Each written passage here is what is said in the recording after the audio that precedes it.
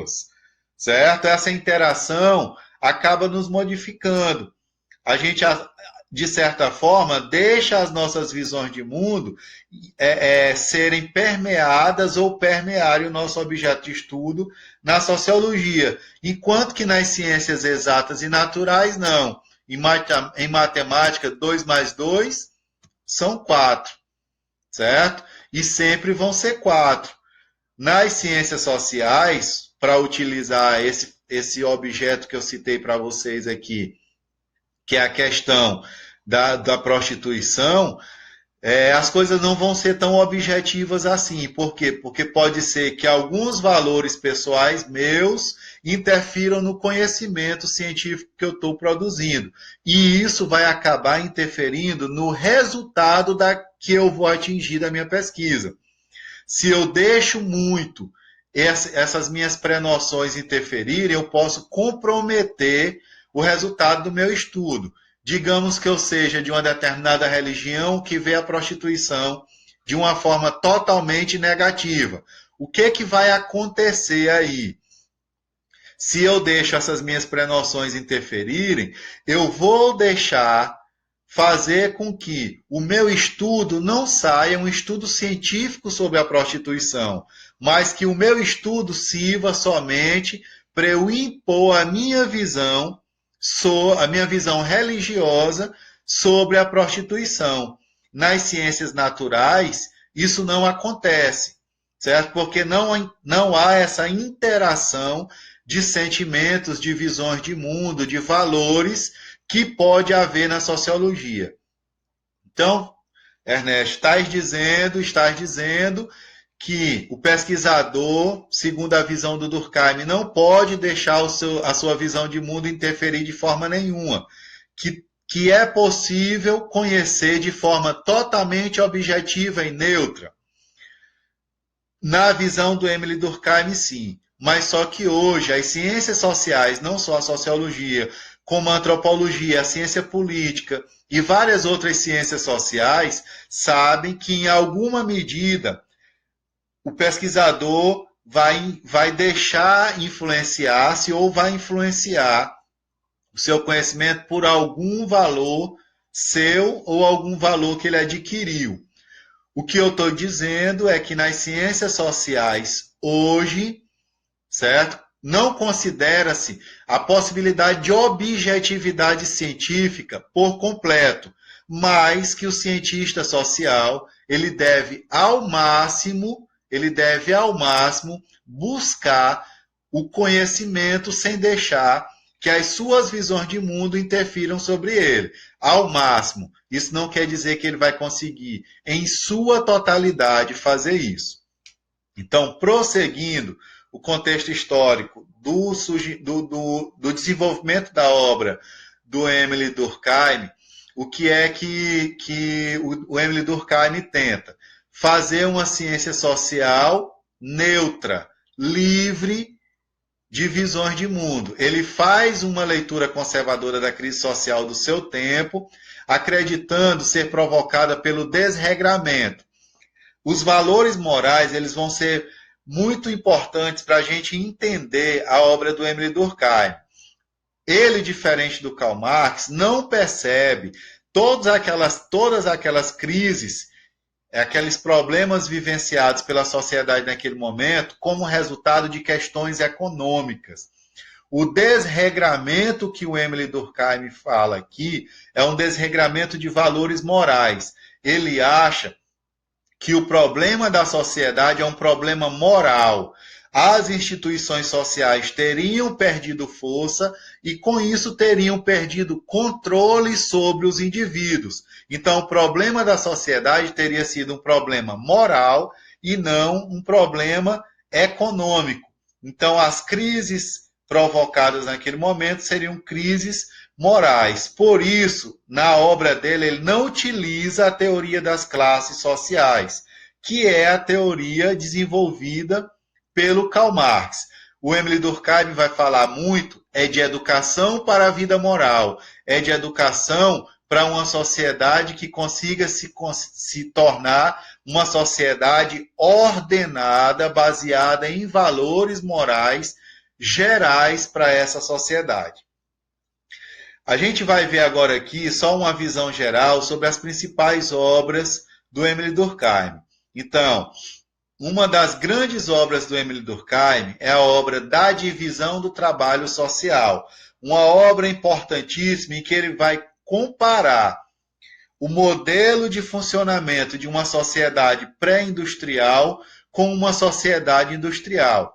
E é justamente nessa obra aqui que o Émile Durkheim vai desenvolver categorias fundamentais da obra dele, como a categoria solidariedade mecânica, a categoria solidariedade orgânica, onde ele vai discutir o direito repressivo e o direito restitutivo, onde ele vai discutir a categoria anomia, que a gente vai falar mais adiante sobre ela e que é importantíssima na obra dele.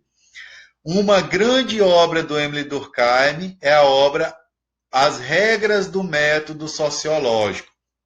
É uma obra de 1895 e é nessa obra aqui que ele vai condensar as ideias dele sobre como ele acha que o sociólogo deve agir quando está construindo conhecimento, quando está pesquisando. Então, As Regras do Método Sociológico é uma obra de método do Émile Durkheim. Em 1897, ele escreveu um livro chamado O Suicídio. Por quê? Porque a Europa, naquele momento, vai passar por uma situação quase que epidêmica de suicídios. E aí ele vai tentar entender o que estava acontecendo e os motivos pelos quais as pessoas se suicidavam. E aí ele vai entender, ele vai explicar que esse suicídio ele vai variar. Ele pode ser desde um suicídio anômico, que a gente vai ver depois, como um suicídio altruísta por ter tanta coesão social que os indivíduos acabavam se matando por problemas que eram gerais da sociedade, ou pode ser um suicídio egoísta. Nessa obra, o Émile Durkheim vai explicar o funcionamento do suicídio na sociedade europeia daquele momento. E aí, já no século XX, ele vai escrever um livro chamado As Formas Elementares da Vida Religiosa, que é um livro que se usa bastante em antropologia. Ele vai tentar explicar como teria surgido a religião. Por isso, as formas elementares da vida religiosa. Ou seja, ele vai tentar explicar a religião desde as formas mais primitivas e mais simples que existiram na humanidade. A primeira contribuição da obra do Émile Durkheim, que está lá no livro As Regras do Método Sociológico, é a preocupação dele em estabelecer para a sociologia um objeto de estudo, que vai ser o fato social, e um método de estudo que seria a explicação desse fato social, mas uma explicação neutra e objetiva, uma explicação em que o indivíduo vai observar esse fato social como uma coisa, ou seja, como algo exterior a ele, como se ele não tivesse nenhum conhecimento sobre aquele fato social.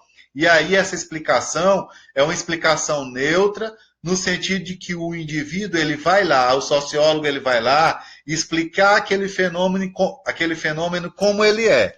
O que seria isso mais ou menos? Seria, eu, por exemplo, só para usar mais uma vez o objeto aqui, a prostituição, eu explicar o fenômeno da prostituição, como ela acontece, como vivem as pessoas que praticam a prostituição, o porquê que elas praticam a prostituição, quais são as consequências, que tipo de relações sociais, além das relações de sexo e de dinheiro, se envolvem naquele fenômeno, sem que eu deixe as minhas visões de mundo, as minhas visões religiosas, os meus valores morais interferirem naquele conhecimento que eu estou querendo produzir. Então, o objeto seria o fato social, que tem algumas características básicas para poder ser fato social, a gente vai ver mais adistante, e o método seria a explicação. Isso a gente pode encontrar no livro dele, chamado As Regras do Método Sociológico. Então, o que seria fato social para o Emile Durkheim. Então, o Emile Durkheim vai dizer que nem tudo que acontece na sociedade é fato social. O que seria o fato social para ele? Toda maneira de pensar, de agir, de sentir e de se comportar na sociedade que é geral, que é exterior ao indivíduo ou que é coercitivo, ou seja, que exerce uma determinada força, o indivíduo se sente praticamente obrigado a agir, a interagir naquele campo social a partir daquele fato, por quê? Porque a sociedade não a sociedade exige que ele se comporte daquela forma. Então, toda maneira de pensar, agir e se comportar, que é geral, que é exterior, e a gente vai já entender por que é geral, por que é exterior e por que é coercitivo. Só para ler aqui o conceito trazido pelo Durkheim, fato social é toda maneira de fazer, fixa ou não, suscetível de exercer sobre o indivíduo uma coerção ou coação exterior, ou ainda que é geral no conjunto de cada sociedade, tendo ao mesmo tempo existência própria, independente das manifestações individuais. Lá na frente a gente vai dissecar esse conceito com as características generalidade, exterioridade e coercitividade para a gente entender melhor. Fato social também para o Durkheim seria o quê? Um fato social consiste em maneiras coletivas, se vocês observarem, o Durkheim sempre está falando de generalidade ou de coletividade, certo? Maneiras que atinjam a sociedade ou parte dela. Maneiras coletivas de pensar, sentir e agir, exteriores ao indivíduo e dotadas de um poder de coerção em virtude do qual se lhe impõe, certo? A gente vai dissecar essas características aqui, que vai ficar mais fácil para a gente entender um fato social. Então, a gente falou de generalidade ou de coletividade. O que é a generalidade? Um fato social, ele por ser coletivo, ele é um fato social por ele ser coletivo e estar presente em toda a sociedade ou em parte dela. Só é fato social aquela manifestação social que ela é coletiva, que ela atinge uma sociedade ou grande parte dela. Então, manifestações que são puramente individuais não são fatos sociais. Vamos pegar aqui, por exemplo, para ver uma forma bem simples, a questão do vestir. Ela não é geral. Toda a nossa sociedade não tem isso como um valor partilhado por todos, inclusive é lei. Quem não anda vestido em nossa sociedade acaba sendo processado por atentado violento ao pudor. Então, o vestir é um fato geral da nossa sociedade. Ele é exterior. Vamos entender agora o que é exterioridade. Quando é que um fato social é exterior ao indivíduo? Ele é exterior quando ele existe, independentemente da nossa vontade. O que é que isso quer dizer? Quando nós nascemos, não já existia uma série de regras sociais que existiam e que algumas delas, se dependesse da nossa vontade, elas nem existiriam. Na verdade, elas nem existiriam. O vestir pode ser um desses exemplos. Ele é geral, porque ele é uma regra para toda a nossa sociedade. Ele é exterior porque ele existe independentemente da nossa vontade. Se eu disser hoje, período de calor aqui em Pedreiras, é quente demais. Eu não vou andar vestido, porque eu não suporto esse calor. O que é que vai acontecer? Eu vou sofrer uma punição por parte da sociedade. Então, essa regra, ela existe, ela é exterior a mim, porque ela existe independentemente da minha vontade. Que eu queira ou não, eu tenho que andar vestido. Coercitividade. O que é a coercitividade? É quando nós nos sentimos obrigados a fazer algo porque existe uma força maior que age sobre nós e que nos obriga a fazer isso. Ou seja, o fato social ele é coercitivo por ele exercer uma força sobre o indivíduo, obrigando a se conformar